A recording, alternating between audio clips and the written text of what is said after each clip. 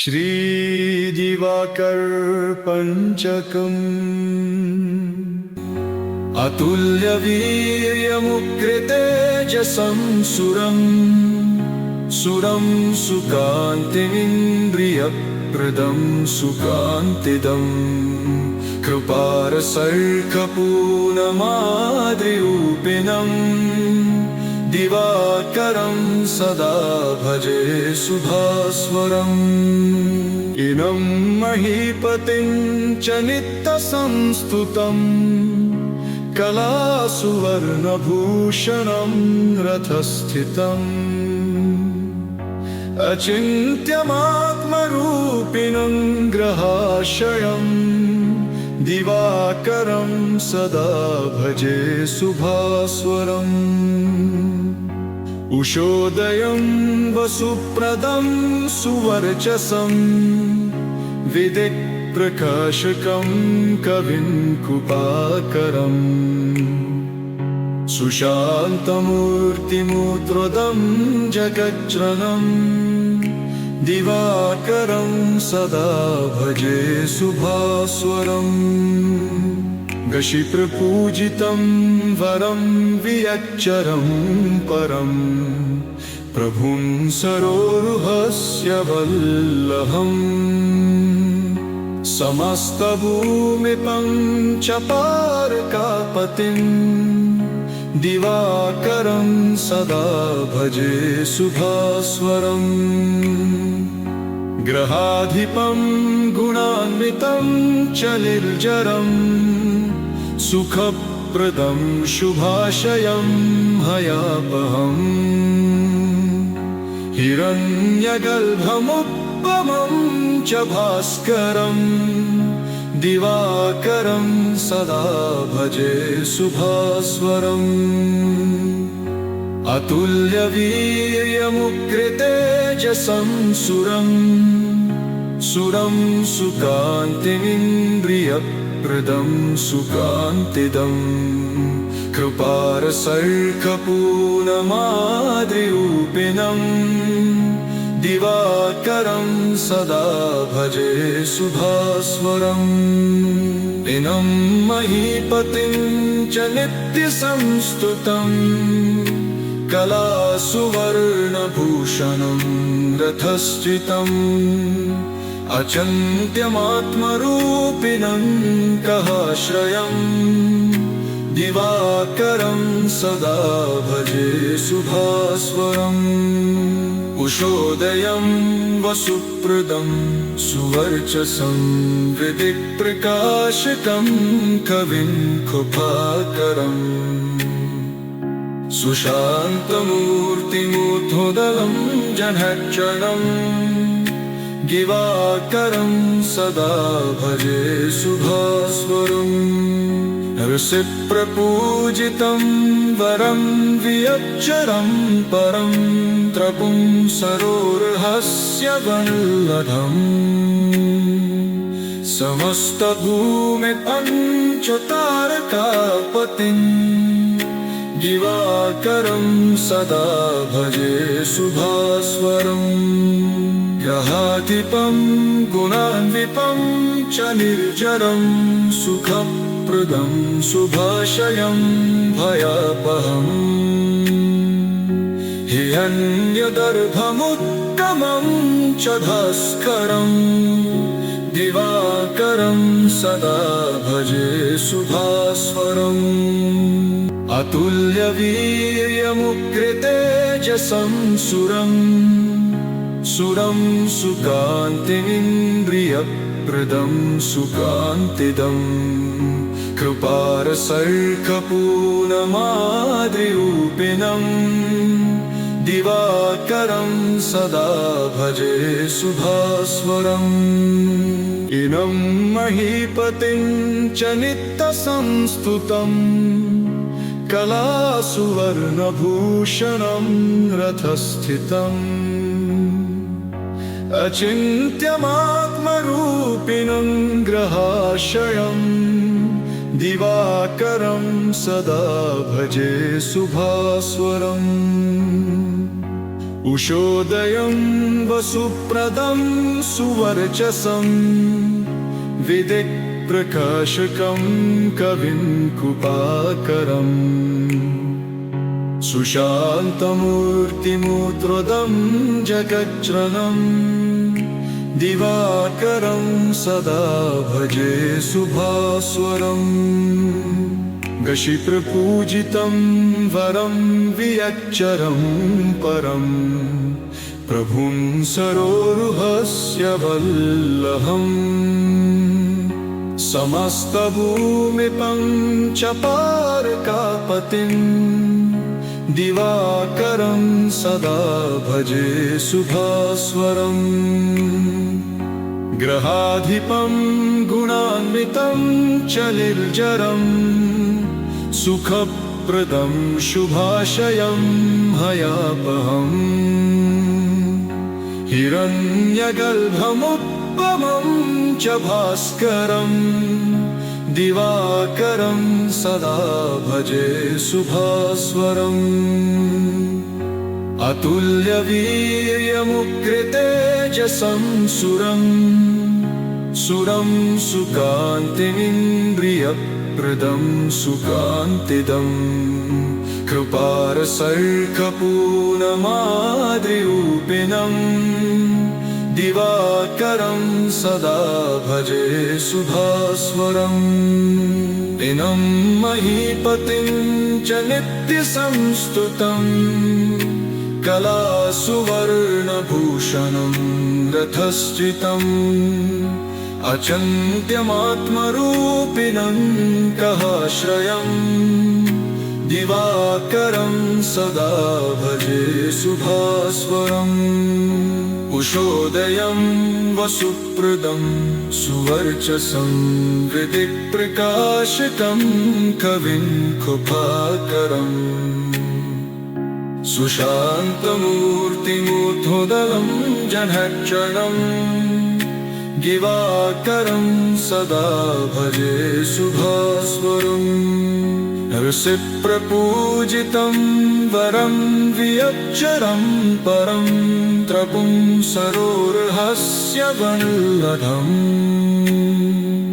समस्तभूमिपं च तारकापतिम् दिवाकरं सदा भजे शुभास्वरम् ग्रहाधिपं गुणान्वितं च निर्जरं सुखप्रदं शुभाशयं भयापहम् हिरण्यगर्भमुत्तमं च भास्करम् दिवाकरं सदा भजे शुभास्वरम् अतुल्यवीर्यमुग्रतेजसं सुरं सुकान्तिमिन्द्रियप्रदं सुकान्तिदं कृपारसर्कपूर्णमाद्रिरूपिणम् दिवाकरं सदा भजे शुभास्वरम् इनं महीपतिं च नित्यसंस्तुतम् कलासुवर्णभूषणं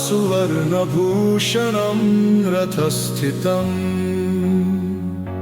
अचिन्त्यमात्मरूपिणं ग्रहाशयं दिवाकरं सदा भजे शुभास्वरम् उषोदयं वसुप्रदं सुवर्चसं विदिक्प्रकाशकं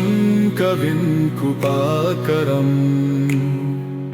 सुशान्तमूर्तिमुद्रदं जगज्जनम् दिवाकरं सदा भजे शुभास्वरम्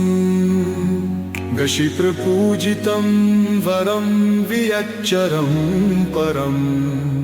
प्रभुं सरोरुहस्य वल्लभम् समस्तभूमिपं च पारकापतिम् दिवाकरं सदा भजे शुभास्वरम् ग्रहाधिपं गुणान्वितं च निर्जरं सुखप्रदं सुखप्रदं शुभाशयं भयापहम् हिरण्यगर्भमुपमं च भास्करम्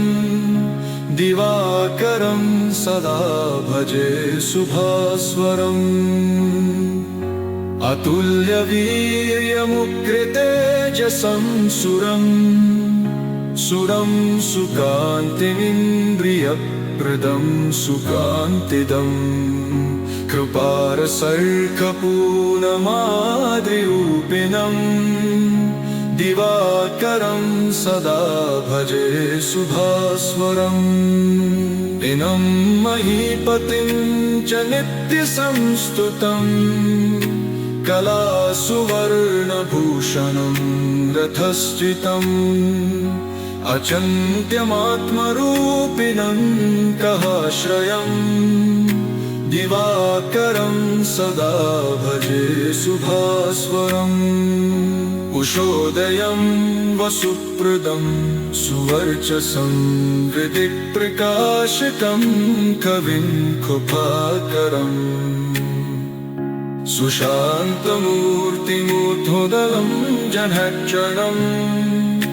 दिवाकरं सदा भजे शुभास्वरम् नरसिंहप्रपूजितं वरं वियच्चरं परं त्रपुं सरोर्हस्य वल्लभम् समस्तभूमिपञ्चतारकापतिम् दिवाकरं सदा भजे शुभास्वरम् ग्रहाधिपं गुणान्वितं च निर्जरं सुखप्रदं शुभाशयं भयापहम् हिरण्यगर्भमुत्तमं च भास्करम्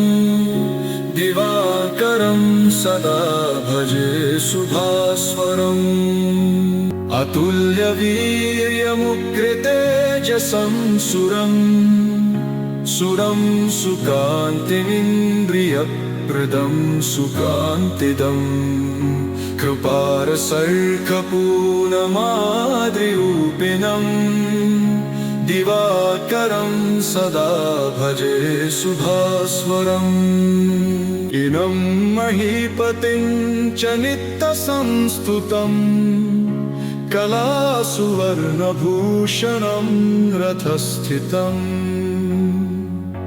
अचिन्त्यमात्मरूपिणं ग्रहाशयम् दिवाकरं सदा भजे शुभास्वरम् उषोदयं वसुप्रदं सुवर्चसं विदिक्प्रकाशकं कविं कृपाकरम् सुशान्तमूर्तिमूर्ध्वं जगज्जनम् दिवाकरं सदा भजे शुभास्वरम् गशिप्रपूजितं वरं वियच्चरं परं प्रभुं सरोरुहस्य वल्लभम् समस्तभूमिपञ्चपारकापतिम् दिवाकरं सदा भजे शुभास्वरम् ग्रहाधिपं गुणान्वितं च निर्जरं सुखप्रदं शुभाशयं भयापहम् हिरण्यगर्भमुपमं च भास्करम् दिवाकरं सदा भजे शुभास्वरम् अतुल्यवीर्यमुग्रतेजसं सुरं सुकान्तिमिन्द्रियप्रदं सुकान्तिदम् कृपारसर्कपूर्णमाद्रिरूपिणम् दिवाकरं सदा भजे शुभास्वरम् दिनं महीपतिं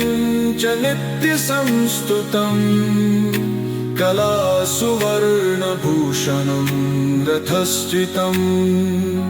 अचिन्त्यमात्मरूपिणं कहाश्रयम् दिवाकरं सदा भजे शुभास्वरम् उषोदयं वसुप्रदं सुवर्चसं हृदिप्रकाशकं कविं कृपाकरम् सुशान्तमूर्तिमुद्धोदलं जनक्षणम् दिवाकरं सदा भजे शुभास्वरम् नरसिप्रपूजितं वरं वियच्चरं परं त्रपुं सरोर्हस्य वल्लभम् समस्तभूमिपञ्चतारकापतिं दिवाकरं सदा भजे शुभास्वरम् ग्रहाधिपं गुणान्वितं च निर्जरं सुखप्रदं शुभाशयं भयापहम् हिरण्यगर्भमुत्तमं च भास्करं दिवाकरं सदा भजे शुभास्वरम् अतुल्यवीर्यमुग्रतेजसं सुरं सुकान्तिमिन्द्रियप्रदं सुकान्तिदं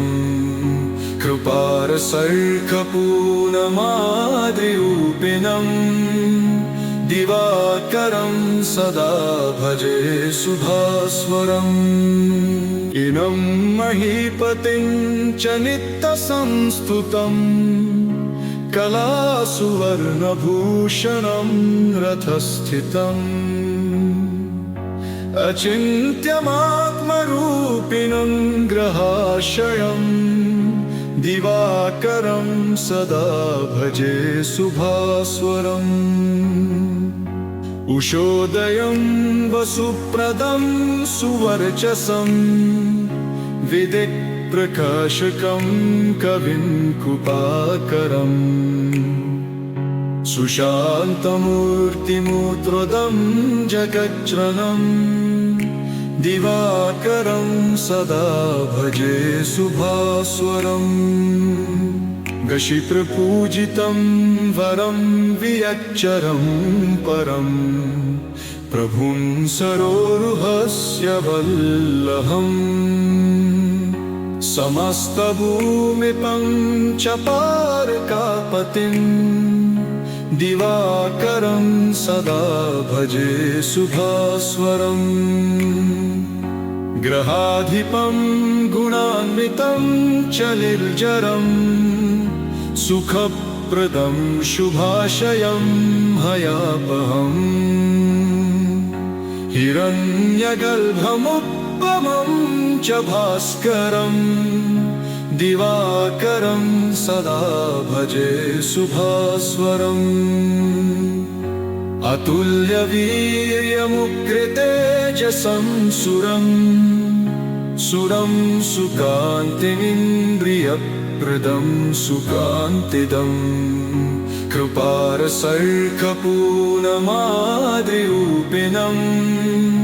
दिवाकरं सदा भजे शुभास्वरम् इनं महीपतिं च नित्यसंस्तुतम् कलासुवर्णभूषणं रथस्थितम् अचिन्त्यमात्मरूपिणं कहाश्रयम् दिवाकरं सदा भजे शुभास्वरम् उषोदयं वसुप्रदं सुवर्चसं हृदिप्रकाशकं कविं कृपाकरम् सुशान्तमूर्तिमुद्धोदलं जनक्षणम् दिवाकरं सदा भजे शुभास्वरम् नरसिप्रपूजितं वरं वियच्चरं परं त्रपुं सरोर्हस्य वल्लभम् समस्तभूमिपञ्चतारकापतिं दिवाकरं सदा भजे शुभास्वरम् ग्रहाधिपं गुणान्वितं च निर्जरं सुखप्रदं शुभाशयं भयापहम् हिरण्यगर्भमुत्तमं च भास्करं दिवाकरं सदा भजे शुभास्वरम् अतुल्यवीर्यमुग्रतेजसं सुरं सुकान्तिमिन्द्रियप्रदं सुकान्तिदम् कृपारसर्कपूर्णमाद्रिरूपिणम् दिवाकरं सदा भजे शुभास्वरम् इनं महीपतिं च नित्यसंस्तुतम् कलासुवर्णभूषणं रथस्थितम् अचिन्त्यमात्मरूपिणं ग्रहाशयम् दिवाकरं सदा भजे शुभास्वरम् उषोदयं वसुप्रदं सुवर्चसं विदिक्प्रकाशकं कविं कुपाकरम् सुशान्तमूर्तिमुद्रदं जगज्जनम् दिवाकरं सदा भजे शुभास्वरम् गशिप्रपूजितं वरं वियच्चरं परं प्रभुं सरोरुहस्य वल्लभम् समस्तभूमिपं च पारकापतिम्